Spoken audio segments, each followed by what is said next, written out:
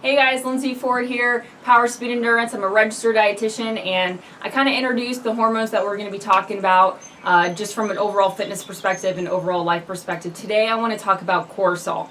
Cortisol is that stress hormone that is absolutely essential, and the reason for that is because it helps us respond to stressful situations.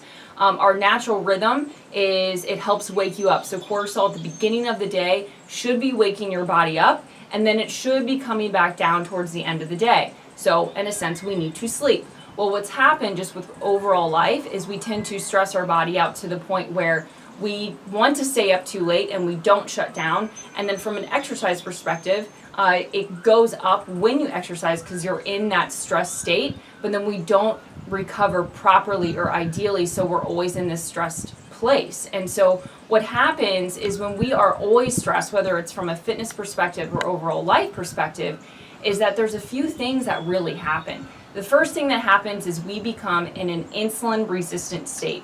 When you are stressed, you need glucose, okay? You need that sugar to help fuel your body. Well, if you're always needing sugar, eventually you're gonna become what?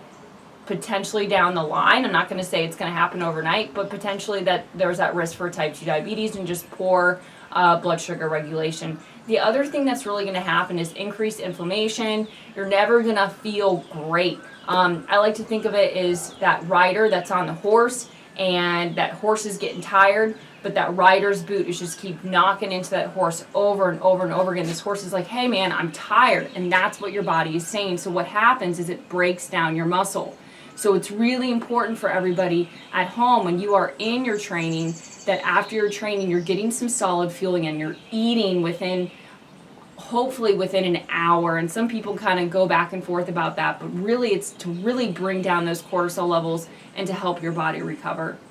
The last thing that I really want to talk about with cortisol is that it changes where your fat's displaced. So I know females, if you're, in that stage where all of a sudden your body starts to feel like it's changing, well, a good place to check would be your cortisol levels, because what happens is your fat displacement starts to go to the belly.